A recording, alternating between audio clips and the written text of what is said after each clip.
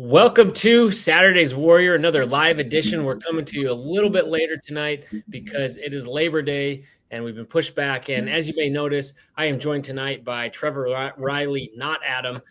Trevor is a member, one of the co-hosts of the Tailgate podcast. It's the newest member of the College Huddle, and we're really excited to have you guys a part of it. And for the record, Trevor here, he married my cousin, so we go way back. And even though he's a Ute, we've been able to keep it cordial. So I know he's wearing some offensive clothing. He's got some offensive paraphernalia but it's civil tonight. I like it. Yeah, glad to be on the podcast, and thanks for kind of connecting everything. We've done a little bit of podcasting before, but obviously the University of Utah is something that I'm pretty passionate about. I don't know if you can tell from the background, but excited to be on the show and talk a little Big 12 shop. Yeah, no, I've watched it. Your 3 episodes, and you guys are new, just getting content up, and I think you've done a great job so far. And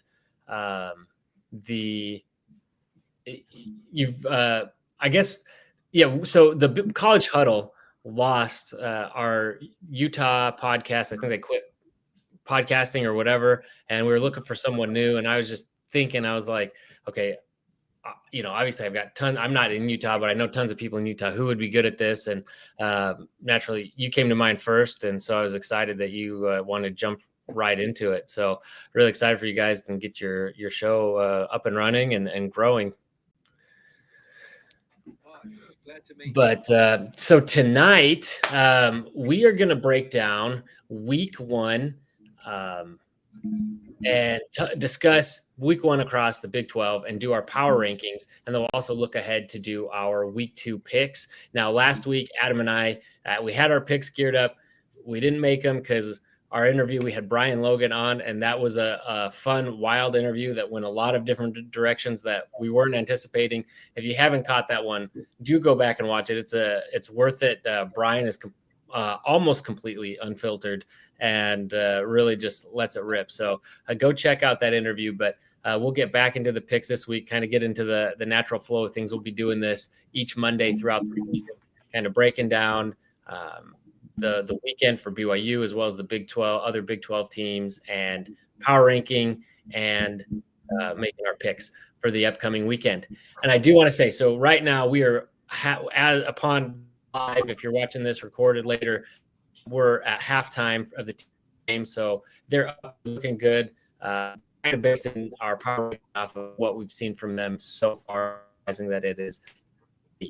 I want to say my approach to our rankings was based because I think season rankings and so I wanted to come into this. I really as what I've seen from this team to date, which at this point is 1 or 2 games and a very small size. So it's really of how they ranking performed the best in my mind. That was my. How'd you look at it? Oh, I can't hear you. Did I mute you?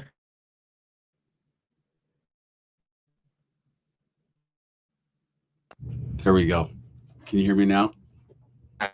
Yeah, going live. There we go.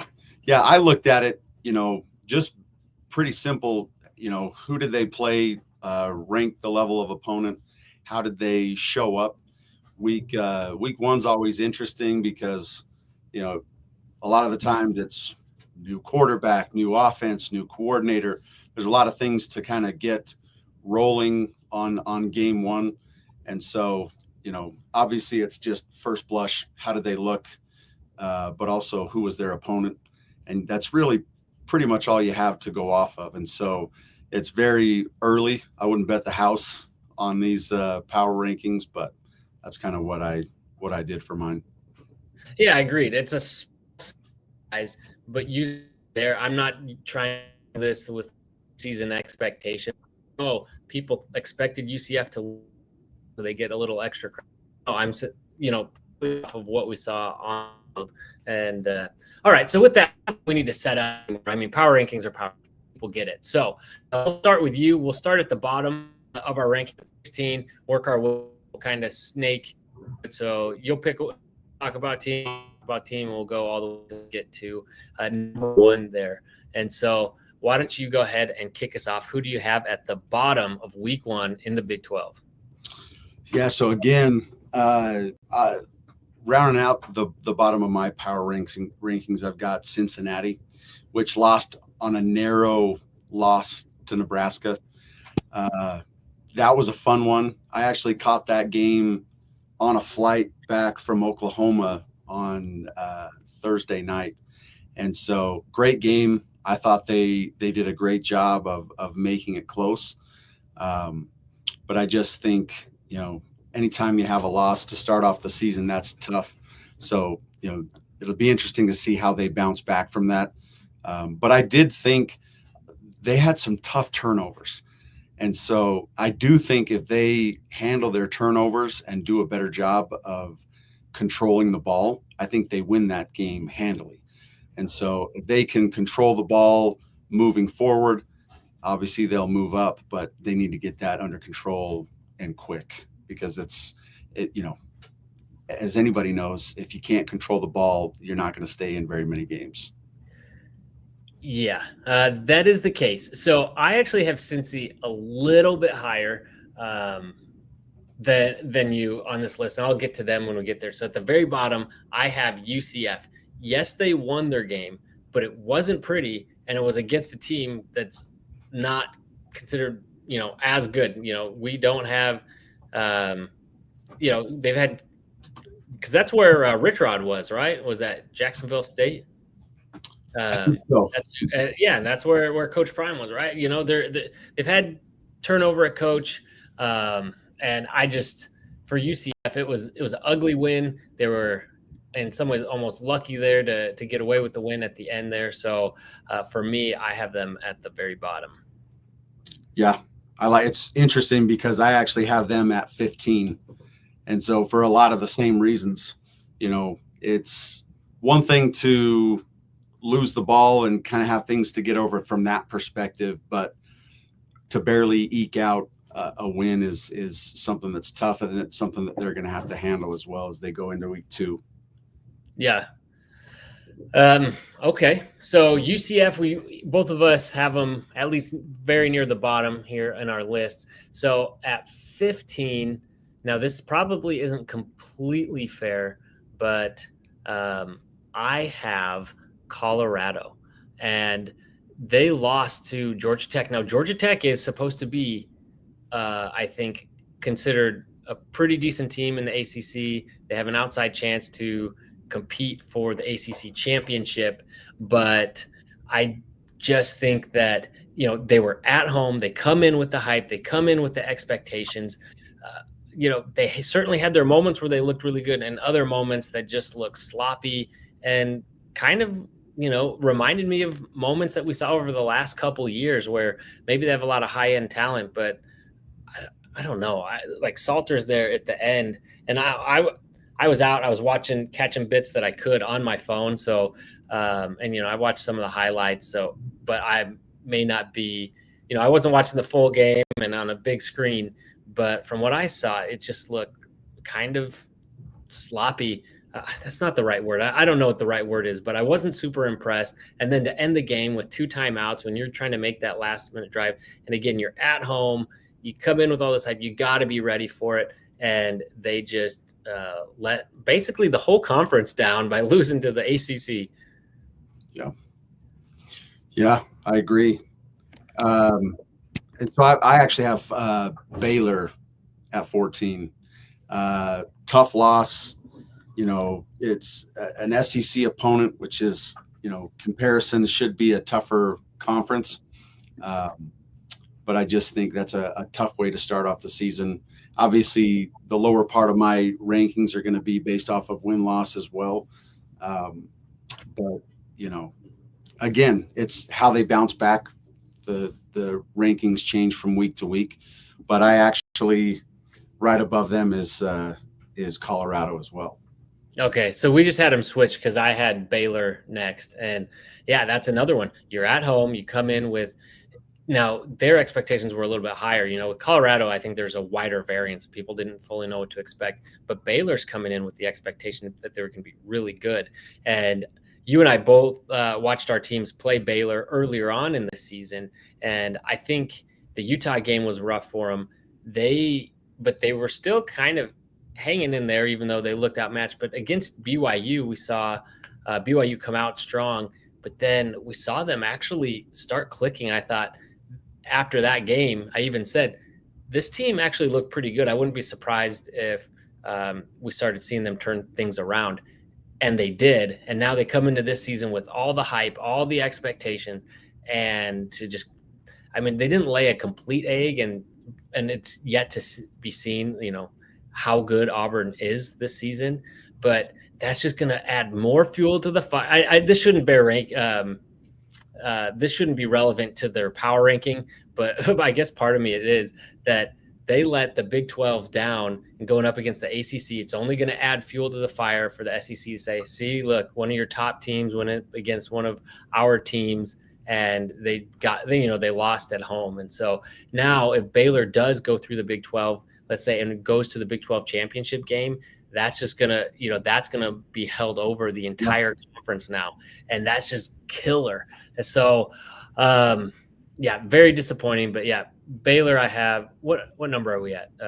13. So you and I have Colorado and Baylor swapped, 13 and 14. I have Baylor at 14 and Colorado at 13, and you have, I think, Baylor at 13 and Colorado at 14. No, that's why I'm confused. No, I had Colorado 15, Baylor 14. Okay, so. Okay. Yeah, I have got Cincy, UCF, Baylor, Colorado. Oh, okay. Sweet. Okay, so that's your 13. Okay, so you're a step ahead of me. Okay, so we've covered both those teams. Did you have anything else to add on Colorado or Baylor? No, Colorado's always interesting. I find myself in both of Colorado and Utah coming from the Pac-12. It's interesting because I grew up a big Utah fan and a big Cowboys fan. And so I thought, when Prime started coaching Colorado, I thought, this is going to be great for college football. And in some ways it has been, but I just think they have gotten they get so much hype before the season even starts that I just find myself not liking them and wanting them to fail, but they're in our conference. So I want them to be successful when they play outside of the conference. And so Colorado's just a tough one for me because I thought that I would really like Prime coaching and rooting for him, and I found myself doing the exact opposite. Yeah, I'm not a big Coach Prime guy, but I would say that was the one good thing about the only good thing about BYU and Utah not being in the same conference is that you could root against your rival all the time. You didn't have to kind of root for them because they're in your conference and you want it to look good. So that was the one benefit. But yeah, I'm with you. I definitely wanted to see Big 12 teams pull through here against other power conferences.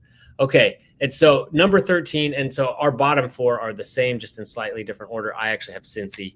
And again, you came away with a loss. You can say moral victory.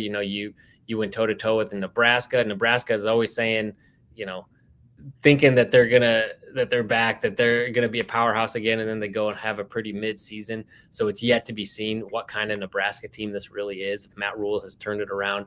But since he did go into Arrowhead Stadium, that sounded like a largely, Nebraska crowd there rooting for him. And so they went in, they looked overmatched, but they hung in that game and had a chance there near the end. And so that's why I have them a little bit ahead of these other teams. But ultimately they lost, and you can't really hang too much credit on a moral victory there. So still have them near the bottom of the conference. Yeah. Now this is where we get interesting. So I'll jump into who I have at number 12. And this is where I have K-State. They really Yep. okay. Their first loss is understandable, right? And this is why I don't have them in the bottom. So week 0, they go and they lose to a rival, a competitive game. It was back and forth, the sloppy conditions. Both teams certainly had their moments, and both teams also look bad at times. For opening game, fine. Like there's a lot of variables there. I don't love, and we'll have another episode later in the season where we'll get you and your guys on, and we'll talk Holy War more, but in more depth. But I mean, rivalry games should not be played in week 1, let alone week 0. Should not be played anywhere other than on campus. And I think it should be played at the end of the season, preferably. They should be every year. And so this just was, a money grab. It was an exciting game, but they lost. Okay, fine. North Dakota was definitely a letdown after losing to your rival. As Utah and BYU both know, like you should have Holy War. That's why I don't want that game in the middle of the season, because come out, win or lose, you've put so much into that game, and then go after that. And I assume that's what we saw a little bit from K-State. Now, again, they did win that game. The Dakota schools are good FCS schools, but that's why you don't schedule good FCS schools, because even if you win a close game against them, no one's going to say, yeah, but they're pretty good. They're going to say FCS school, and you're going to get hurt in the rankings for it. Even though they're probably better than several FBS programs, many FBS programs. And so, and the way they came out at the end on that clutch drive to win the game is really awesome. That showed a lot from this team. But why were they in that position in the first place? I will chalk it up a little bit to, again, rivalry, letdown, but you can't have that, especially this early on in the season, especially when you're a team that has Big 12 title aspirations. Yeah, we actually, the very first podcast that we rolled out with, we talked about the Holy War with BYU and Utah, and our thought was the same thing. Do not schedule our rivalry outside of the United States, let alone outside of somewhere where it's easy for our fans to travel to. But also, we also talked about how important it is, because with any rivalry, right, there's always the firsts. And I think I grew up in an era of all I heard was 1984, the championship, BYU won, and then Utah was able to bust the BCS first. And so I think there's this within the state of Utah, within the two fan bases, there's this, well, who's going to be the first one to make the playoffs? And I do like the fact that we're now in the same conference where you're going to have to be going through one or the other to get there. And so I thought anytime you have a close loss like that, it does come down to the ability for your team to be able to close out in tough situations. And so I thought that was a letdown for them. And so probably similar as to why we have them both in the 12th spot. Yeah. And I think it's fair. Now, they certainly have the ability to move up in upcoming weeks. Probably not this next week, because there's not, they'd have to do something really impressive, I think, with their schedule, because I'm trying to remember who they have, but I don't think it's anyone too impressive. Anyway, yeah. So, okay. So we both have same bottom 4. Then we've got K-State. Who do you have at 11? I've got Oklahoma State at 11. And I think they won, but this is where I'll kind of tip my hat to BYU, right? If you're playing UT Martin, you should win in a handled fashion. BYU went out, they won 69-0. You win 27-7. I just think if you're going to be in a Power 5 conference, that is a game that you should handily win in going away fashion. And so I've got them at 11.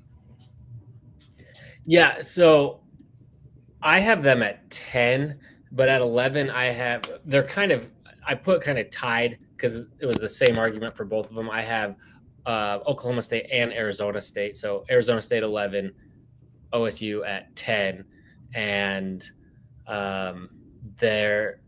the same reasons. Like they won, but they looked like they struggled a little bit at times, ultimately pulled away and had good wins now. Or Oklahoma State, and I didn't watch the game, but apparently their QB looked pretty good to start, got injured, and they had a backup come in. That could be part of it, but I don't know. So again, ASU, I do wonder. Like this was my thought going into the season. There's a lot of hype around. Why am I blanking on his name? Their quarterback for Arizona State. Yeah, I can think of his face. Anyway, but Scadaboo, though, I think was the heart and soul of that team last year. What's that? Levitt. And Levitt. Yeah. So, I mean, I even think Scadaboo had the most memorable throw in the game against Texas. And so I just think they might struggle a little bit. This game early on in the season indicates that might be the case. Now, it could also just be the case of, hey, it's game one of the season. We're still ironing things out. You can't read too much into it. But yeah, both of them, Oklahoma State and Arizona State, 10 and 11, respectively, on my list. Yeah, and I've got Arizona State at 10 as well. So it's funny, we're kind of swapping back and forth, which I think is fairly consistent. I think the metrics that we go off of are probably pretty similar. It'd be interesting to see who you have at 9. I've got well, wait, before you go on, I just wanted to answer. So I got a comment here from Rudy Martinez, says, I just joined. Who are your bottom 4? And also he, a moment ago in the chat, said Levitt. He was helping me out there as I had that brain fart. But our bottom 4 are, and I'll just read up to the point that we're at. So I've got, starting from 16, UCF, Colorado, Baylor, Cincy, K-State, ASU, OSU. And then similar teams, just slightly different order. Trevor has Cincy, UCF, Baylor, Colorado, then K-State, and then OSU, ASU, just swapped from me. Yep. So that's where we're at so far. So that's the bottom 6, and now we're getting into single digits. So you said at number 9, you've got Houston? Houston. Me too. So talk about Houston. Yeah. Obviously they won. They held them to a shutout. But now you're starting to get into, style points. So we're looking at teams that all have won. And so I think it goes into the fashion of the way that you win. And I just think Houston obviously did a good job. They won 27-0. But, when you compare them again to a BYU who won probably a similar talented team, 69-0, or you've got Utah that plays a Big Ten team and wins in the fashion that they do, I think it's going to come down to style points. Yeah, that's exactly what it is at this point. It was, these teams all kind of played, scrubs, for lack of a better word, teams that were overmatched by the Big 12 teams. But it comes down to style points. And they did get a shutout, which is really good. But at this point, being a BYU fan and seeing the different kinds of wins against these teams, like our win against Portland State in 2017 was not the same as our win against Portland State this year. In fact, most of the time, just because Satake, it's not his style to run up the score, I thought our margin was going to be worse than what the margin of the previous week up again when Portland State played Tarleton State and got just completely blasted. And I was like, okay, I think BYU is going to be too nice. We're going to put in like deep bench guys. We're not going to try that hard, or not that they wouldn't try, but they're not going to be overly aggressive with the play calling and things. And I could see us coming in with a lower score, and that's going to hurt BYU's perception. And that's not what happened, even though BYU was calling off the dogs. It just kept piling on. And it goes to show that the game was overmatched. This is all a long way. I'm not even talking about BYU yet. This is all a way of saying that, yeah, at this point, I agree with you. It's kind of style points for these middle ones because we have so little to go off of. All right. So both of us, Houston. How about at 8? I have TCU. So obviously they're in the middle of the game right now, and so it's tough. You know, they just started the second half not too long ago. But I look at that. I think there's a lot of hype with Belichick coming in, and so it was interesting to see how they handled that. They looked fantastic against them. Their defense, they've already had a pick six, and so they're They looking. just scored another touchdown too, so maybe maybe because I also have them at 8, maybe I rated them too low. I might have them up when it's all said and done. I may have them somewhere else, but for the sake of the show, that's kind of where we had them. But things change as we kind of go throughout. So, but it'll be interesting. I look at TCU obviously as a Utah fan back in the Mountain West days when Utah was busting the BCS. I felt like BYU and TCU were always the ones that we had to go up against. And so I look at kind of their trajectory of what they've done post Mountain West Conference and what they've done in the Big 12. And I just think that they probably could have done more than what they have. But it'd be interesting to see how they go out throughout the season this year, especially with now Utah in the same conference and BYU as well, getting some of those Mountain West vibes back.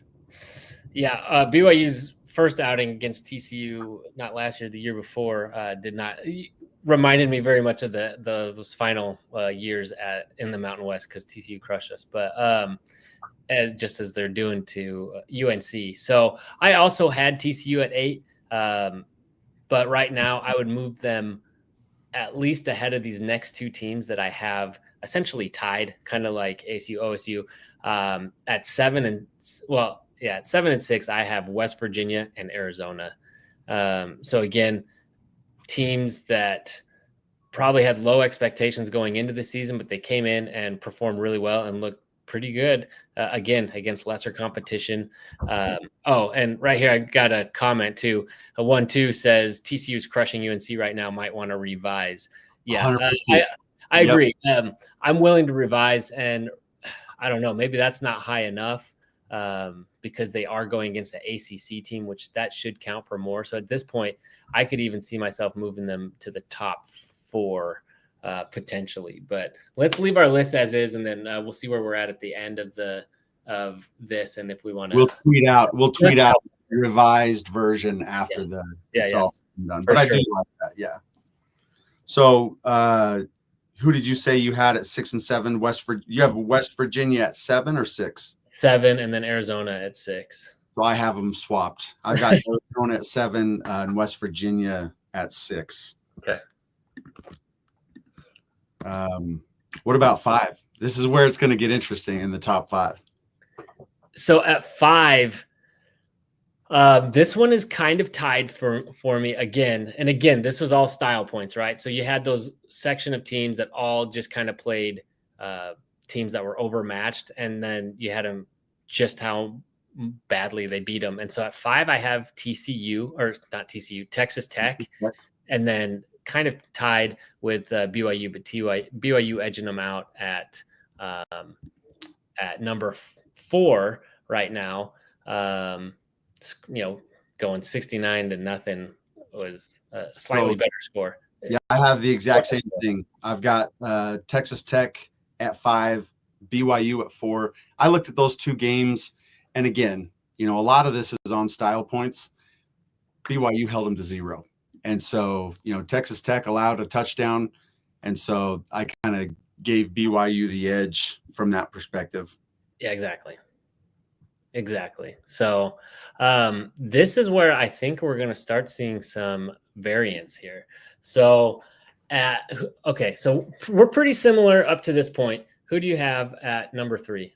I have Utah at number 3. I thought they showed up. And again, we talked a little bit about this before we went live, but as a Utah fan, one of the toughest things that we experience every year is Kyle Whittingham and the program at the U does such a great job from a defensive perspective.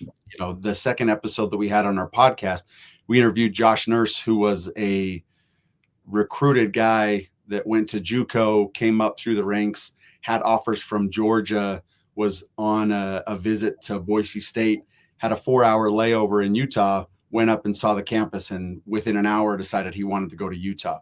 Wide receiver, he'd never played defense his entire career, and he switched to be on the defensive side of the ball and ended up going and playing in the NFL. And so I don't think Utah fans ever struggle with the fact that we know that they're going to be a tough defense.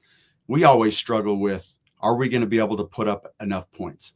We have a hard time with quarterbacks coming to the program. And so it was refreshing for me as a Utah fan to see an offensive coordinator that can get in and run and pass and get the ball downfield and score as quickly as they were able to. Dampier was fantastic.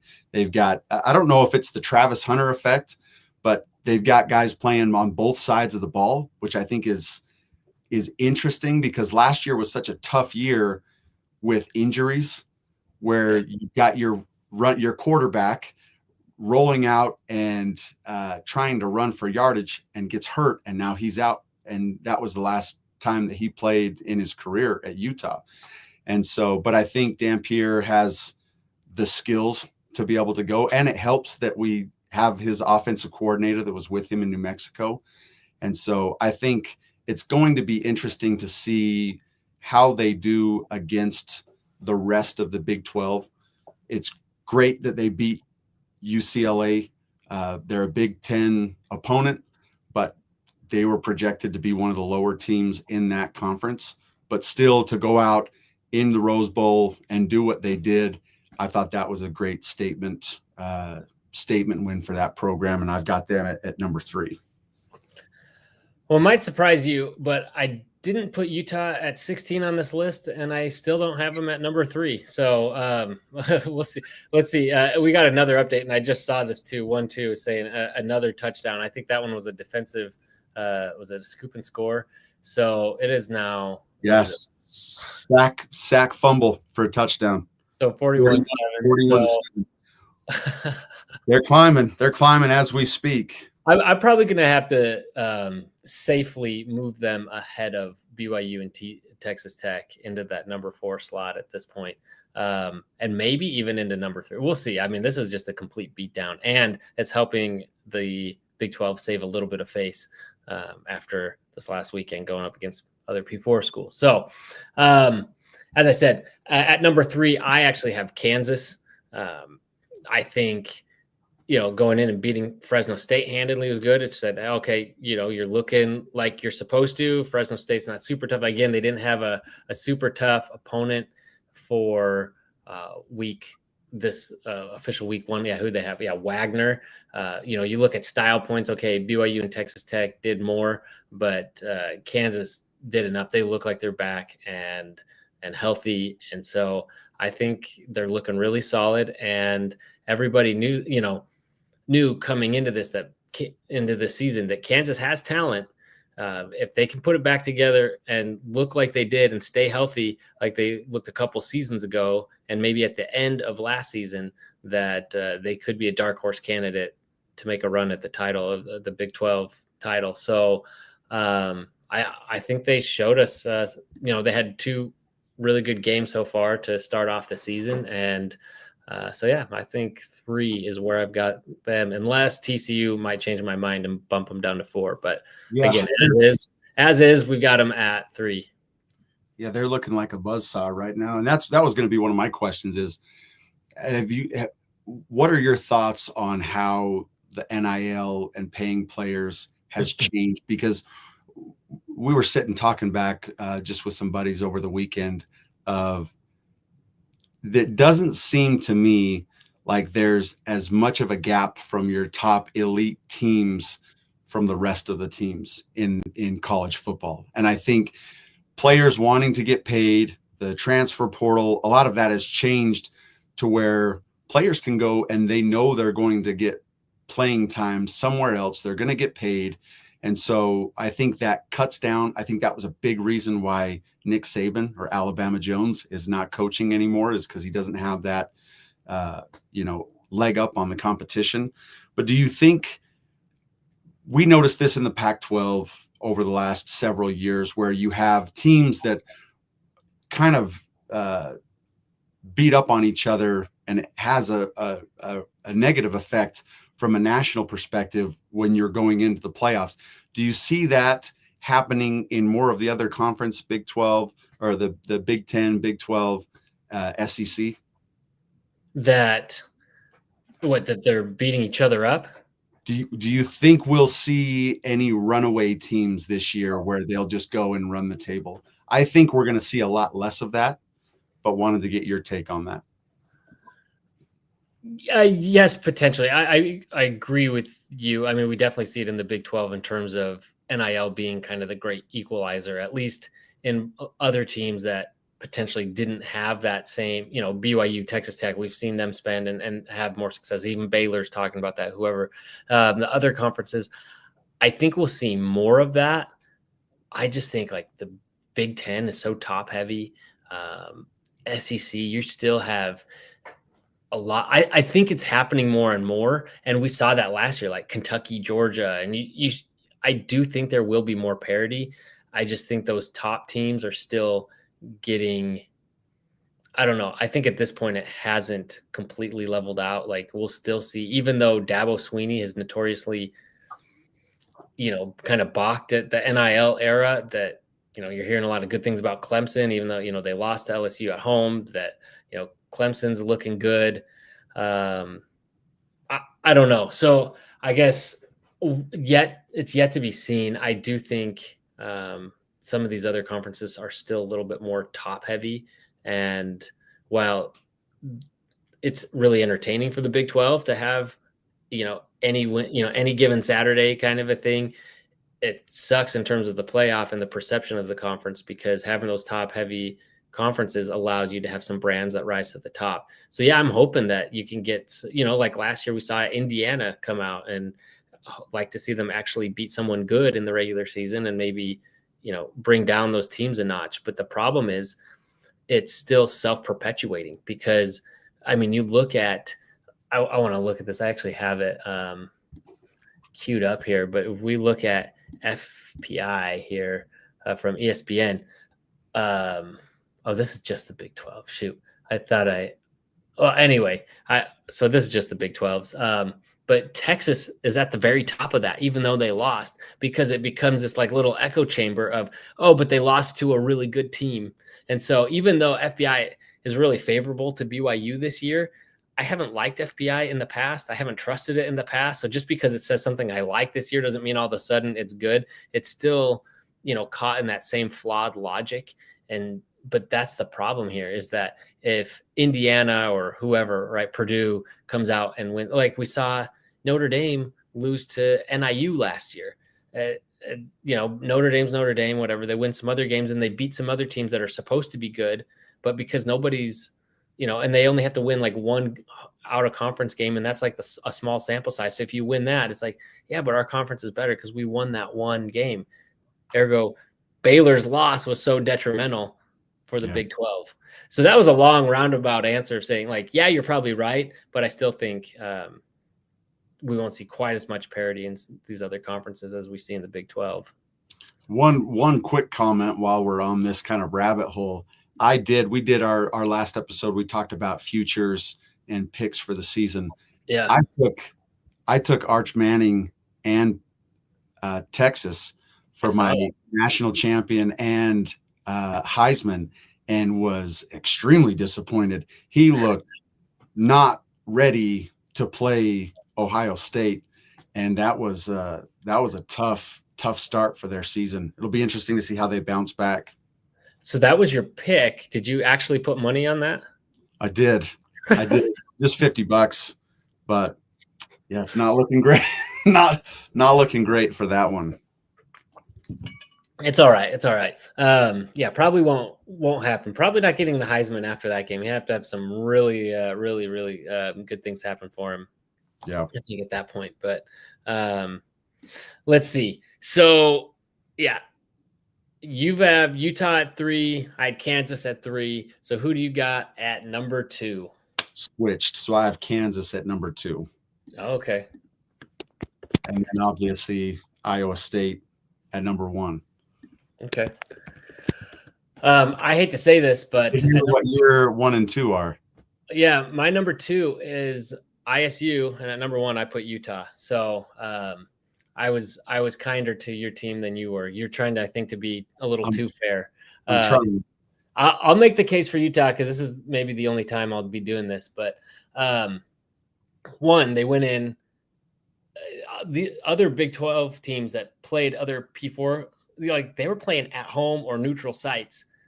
Utah went to the Rose Bowl, and granted, it's probably going to be a lower tier Big 10 team, as you pointed out. They just ran all over them and look in complete control. And the worst part about it, but also the best part about it, the worst part about it from the BYU perspective, the best part about it is like Dampier and everything. Like it looked like all the hype, all the preseason hype, which everything gets overhyped in the preseason, in the summer when people are imagining like all their wildest dreams, like laid out before them.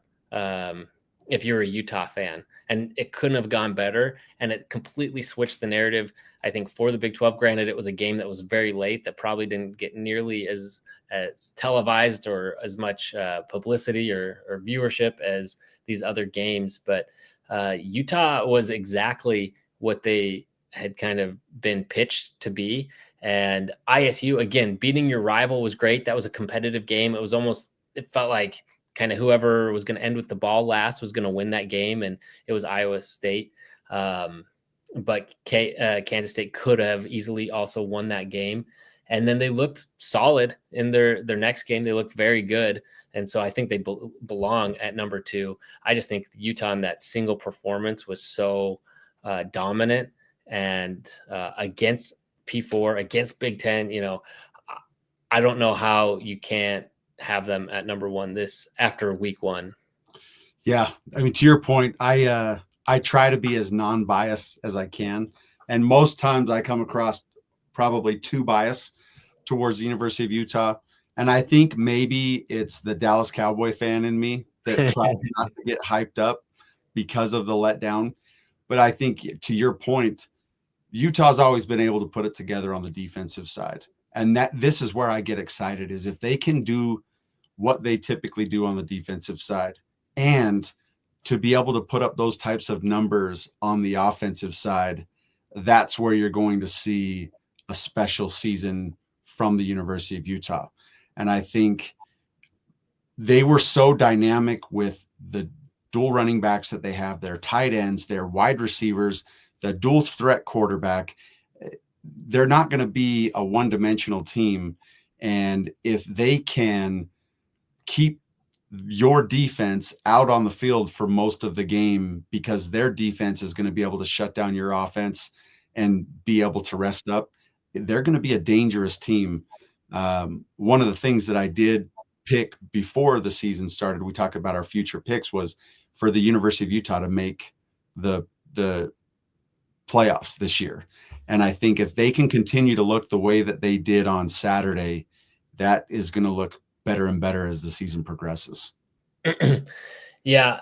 And that's not a crazy pick. I've seen non-Utah fans, have Utah going to the conference championship. But to get to the playoff, as BYU found last year, like you're most likely going to have to run the table, make it to that conference championship game, because starting, even though you're like right outside the 27, right? BYU and Utah are right there.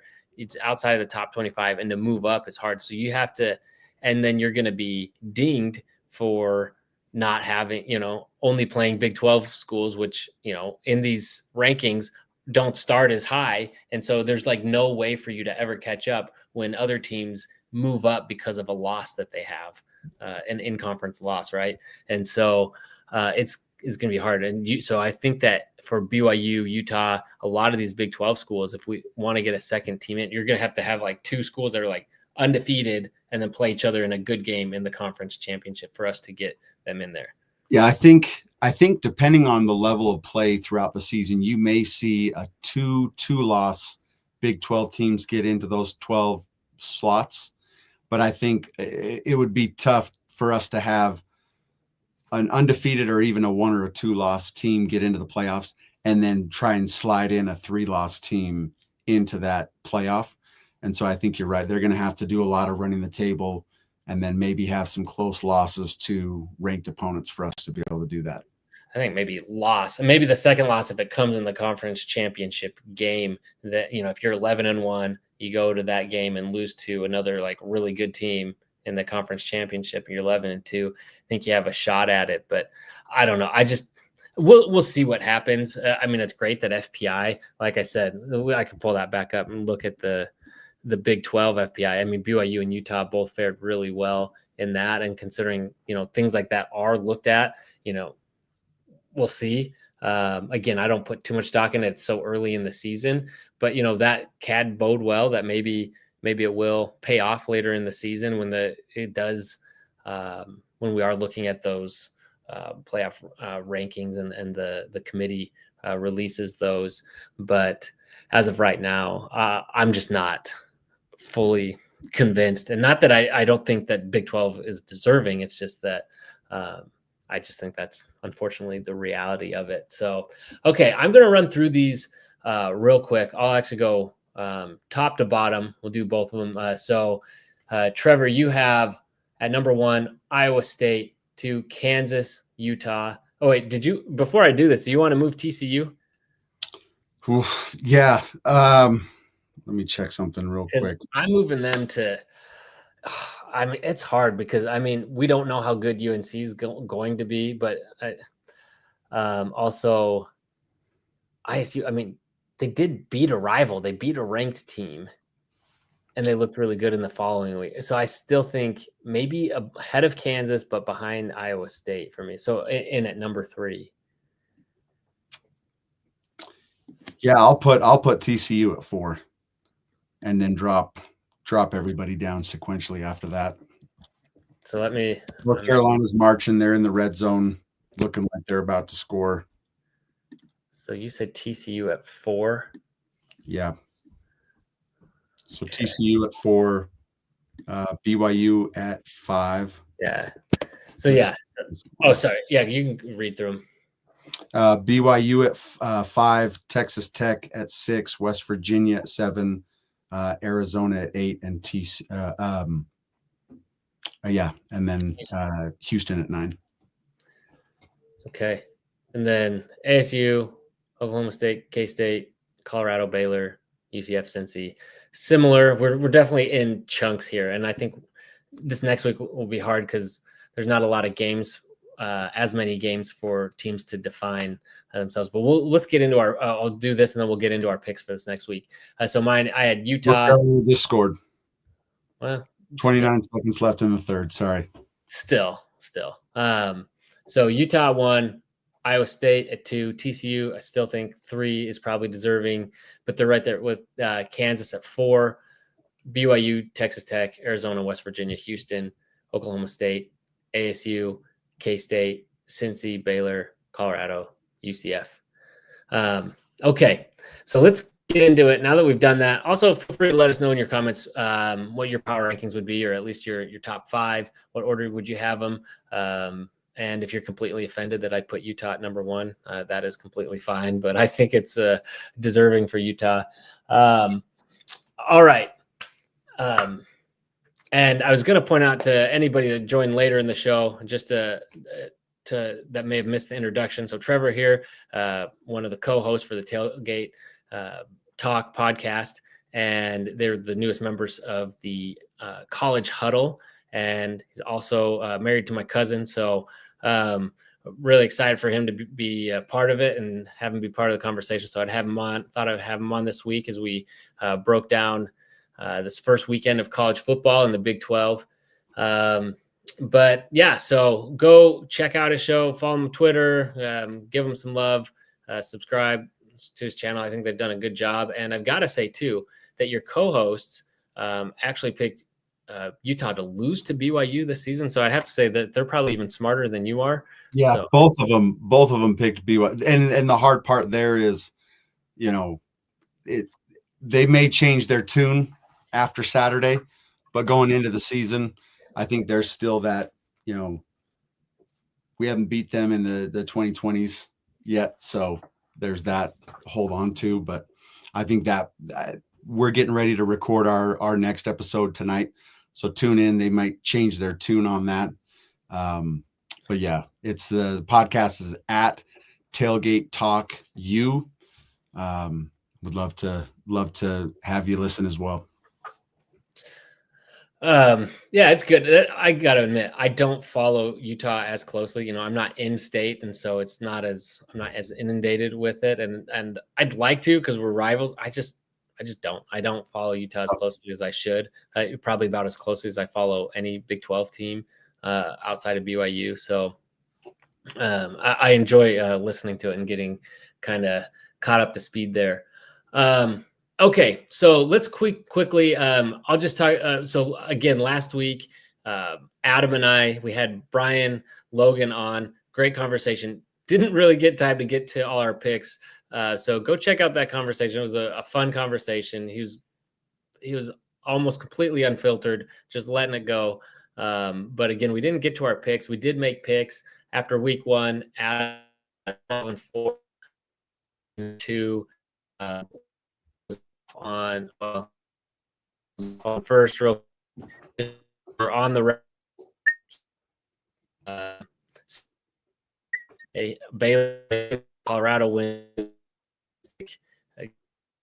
and then he had UCLA win, and I can't remember now who I picked out of those, but I think I was wrong on. I had UCLA losing, and I think I don't know. I'll have it up. I'll have the graphics ready. I didn't have a week. Nonetheless, I'm fighting Adam. I know it's only after 1 week, but I've got a 2-win on him. The years he has definitely gotten the better of me. So now for week 2, not a lot of so I don't think there will be a lot of variance. So on anything, I'll just kind of let's just list the game the Big 12 team lose. I think will be easier than all the games that we have. You're out of conference. It's just a lot of games through. But Trevor, which, if any, games do you have Big 12 teams lose weekend? Yeah, the Baylor SMU game is going to be interesting to watch. That'll tell us a lot whether Baylor's going to be able to bounce back or if they're going to spend a big chunk of the season, if not most of the season, in that lower tier of the conference power rankings. And then another one that's going to be interesting is Oklahoma State versus Oregon. Oregon is going to be one of the better teams in the Big Ten. And so can Oklahoma State hang with them enough to show at least some competitiveness between the two, or will they get handled and give Big Ten followers the backing to say it's a lesser conference, little brother, that type of situation. So I think those are the two to kind of keep an eye on. But the rest of the schedule, I think, looks pretty good for the Big 12. I think a lot of them handle their business. Those are the two that obviously kind of are looking at me and saying, hey, be careful, because those are the two that, if they do a good job, they could bounce back. And I think the Big 12 could have a chance of making a clean sweep. That Oregon game is going to be tough. Okay. So are you picking SMU and Oregon? Yeah, I'm probably going to pick Oregon over Oklahoma State. I think the Baylor SMU game is going to be tight. It's a 3-point spread, but they're giving SMU 3 points at home. And so, which they give the home team 3 points anyway. So it's going to be a coin toss. I'm actually going to go with Baylor to win that game. I think it's a close game, but if that's one that they don't come out on top, it's going to be a long season for Baylor. Starting off 0-2, it's a brutal start. No, I'm with you. It is going to be a tough game, and yeah, it could really set their. I mean, they obviously could have everything to play for in the Big 12, but in terms of playoff, I mean, so technically there's still a path to the playoffs, but definitely changes the narrative around the season. And Dave Aranda's seat is going to get very hot if they lose this game. I thought SMU was a little overrated last year. Uh, I don't know. I have Baylor winning the game. I don't feel great about it, but I do think that they could bounce back and win this game. It's not like SMU. I know they're at home, but it's not like Baylor's going far, and it's not like SMU has like the wildest home crowd. So I think Baylor's going to rally and eke it out. But Adam, for the record, has SMU in that game. And then I think another one that we don't want to overlook, and 1-2 hopped in the comments here, says his prediction is Iowa State loses to Iowa. I think that is another one to circle on our calendar we want to watch. It was a crazy one, had that like crazy long field goal to end the game last year, and Iowa State won that. I actually have ISU winning that game, and Adam does too. Again, another one that I'm not really sure what to make of Iowa. They've certainly had their years where they've been dominant defensively. I think it's been a little while since we've seen them be that good. But ISU's got a couple of games under their belt and looking pretty good. So I like them there. Is that one that you think we should be worried about? No, I think ISU does a good job at home. My opinion with rivalries, I always think the home team has that little bit of an edge. We talk about the field goal that every team gets from a spread perspective. I think in rivalry games, the fans give you more than just that 3 points. I think I look at BYU and Utah, right? BYU, their home crowd gives them a little bit of a better edge than what most other teams would get. And so I think Iowa State getting off to the start that they've had, I still think it's a close game. I never expect rivalry games to be a blowout. It's rare that they are, but I do think Iowa State handles the game, and I would say they probably win by a touchdown. Okay. ISU. It's a clean sweep in our picks, at least. Let's see. We all have Oregon. We'd love to see Oklahoma State at the very least go make it competitive. I mean, we've seen lesser teams go in and like last year, I think it was Idaho, hung in there with Oregon throughout the game. But, again, with your QB down, I just don't think Oklahoma State can pull it off, although I would love it if they did. I would a 28.5 point underdog.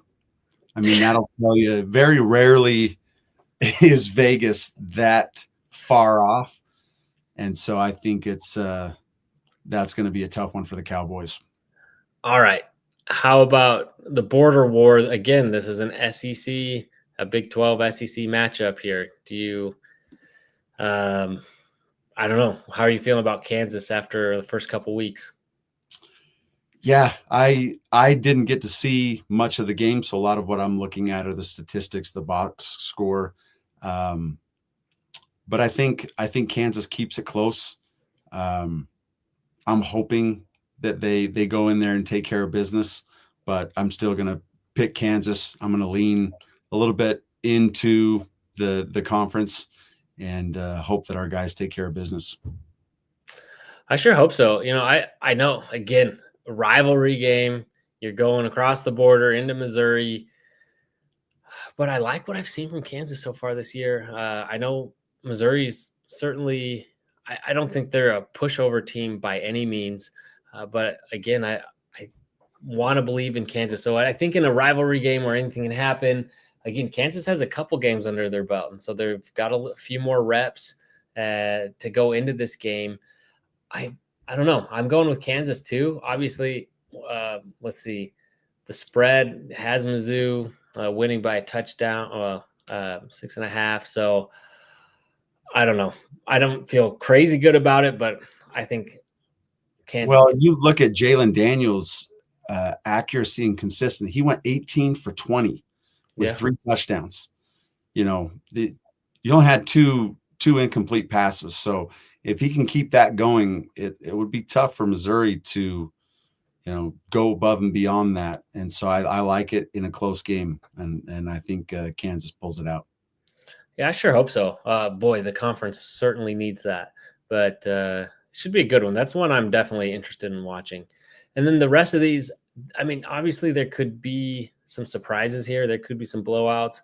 I think Colorado bounced and Cincy bounced back. I think West Virginia, they're favored by less than a field goal at Ohio. MAC teams have been feisty in the past. I just think West Virginia gets it done. Probably Cal Poly wins, but they don't even. Vegas doesn't even want to put a number up there on a spread. There's not even. That's how good they feel about that one. Let's see. Let's see if you can pitch a 69 nothing shutout. Or a 69-yard rush for a touchdown, like our boy Jake Retzlaff. Yeah. How do you feel about him going to Tulane and showing out like he did?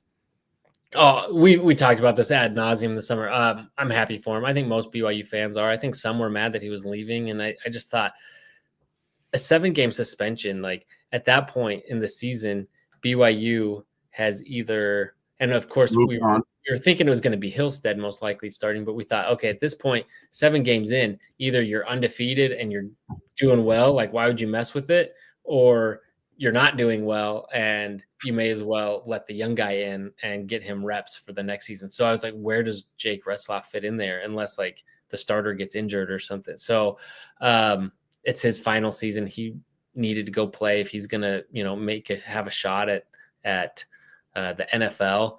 And I don't think he wanted to leave BYU. I think that's why he stayed there with the team so long before he came out and finally realized that, the best path forward for him legally was also going to lead to issues with him, remaining at BYU. It is what it is. It's an unfortunate, weird situation.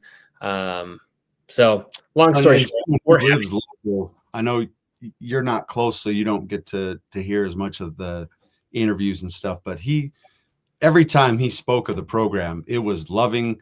He loved every bit about that program, what they stand for, the community.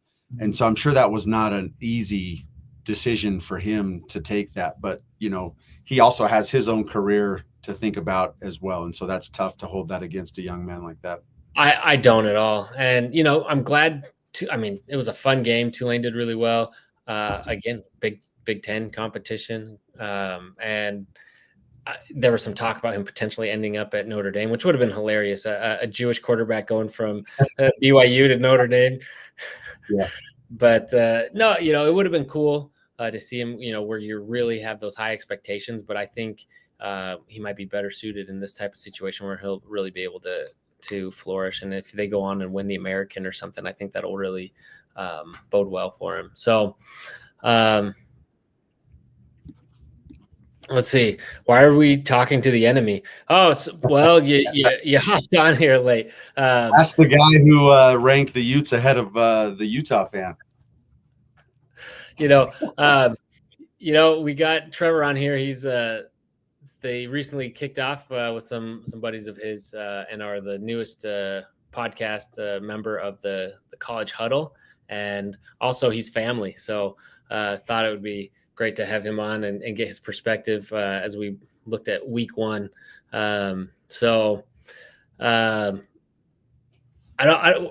Today we're not enemy. Right now we're in the out of conference schedule where we're all rooting for Big 12 teams to do well. So and as a note, I know that this isn't always the case, but there's always 15 to 20% of fans that ruin it for the other side.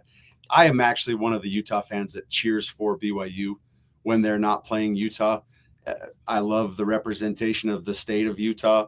And so I grew up in a household full of BYU fans. I've got an identical twin brother who's big time BYU fan. And so there's no love lost. I have him on instead of you. You probably should, but still want what's best for both programs for sure. Okay. So yeah, I love it. You're a bigger man than I am, but All right. So yeah, I don't think there's any. I'm trying to look at any other discrepancies.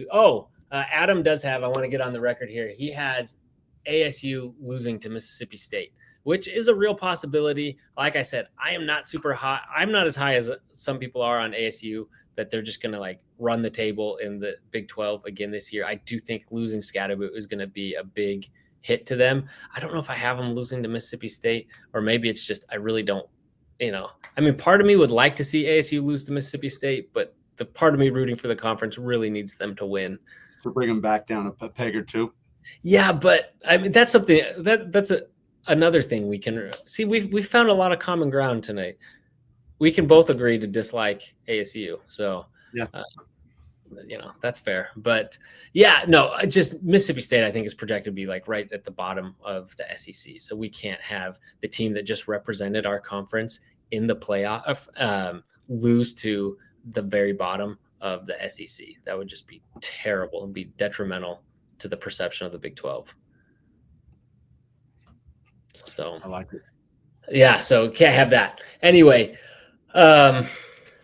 those are our picks. The rest of them are kind of chalk. So I don't think there's anything else. And we'll come in and do this again next week. Adam and I will be back, and we'll see how we fared after week 2. And hopefully I still have a lead over Adam. But yeah, again, go check out Trevor and the Tailgate Talk podcast. It's Utah focused, but I know right now you guys have been doing a lot of picks around the Big 12 as well. And so go check them out, give them some love. And it's also good to know your enemies. So know what the Utes are talking about. We also focus a lot on the tailgate environment. We the two guys that host it with me, DB Cooper and Itty Bitty Ute, they've been to, I think, 17 or 18 other universities for Utah games and other college games, and have participated in their tailgates. And so we bring a lot of interesting perspectives from that point of view. And so we just love college football. We're passionate about the University of Utah. And so it's a fun podcast. We've been excited to get started and be involved in the College Huddle. Yeah, it's been good. I've listened to them, and it's been good. I was expecting a lot more BYU hate on there, and it wasn't so bad. It's coming. I'm sure it is. And we'll have you guys on for Holy War Week, and I'm sure we can get into it then. But anyway, appreciate you guys all watching. Those are our power rankings after week 1 and our week 2 picks. Appreciate you watching, joining us. Seriously, go give them a follow, like, subscribe, all that good stuff. Do that here first, though, and then go check them out. We have all that in the show notes below. And as always, go Cougs. I didn't tell you. No, that's not part of it. Okay. You won't see that from this guy. All right. See ya.